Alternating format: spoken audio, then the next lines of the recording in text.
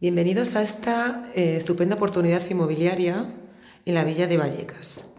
Se trata de una vivienda en la planta baja, aunque realmente tiene una altura de entreplanta, en una finca relativamente nueva del año 2003, que tiene ascensor, trastero, garaje, algo muy importante en esta zona.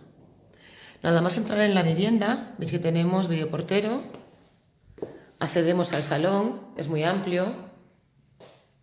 La vivienda está reformada, como podéis ver, el suelo es de tarima, tiene aire acondicionado, quedaría completamente amueblada.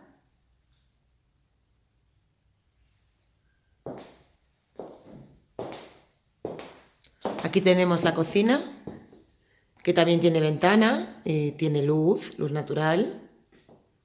Está equipada con electrodomésticos de apenas hace un año que se pusieron, el horno y la placa. La nevera también es nueva. Es muy acogedora la vivienda. Y aquí tenemos el dormitorio con el baño en suite, que también es bastante amplia. Tiene un armario empotrado que está completamente forrado y dividido. La calefacción es individual, de gas natural. Aquí hay un mueble zapatero también. Y este es el baño. El baño tiene bañera con mampara, también es amplio y tiene sus muebles también de almacenaje.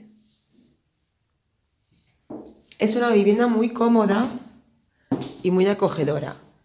Y sobre todo tiene la ventaja de tener una plaza de garaje buena y el trastero para mayor desahogo.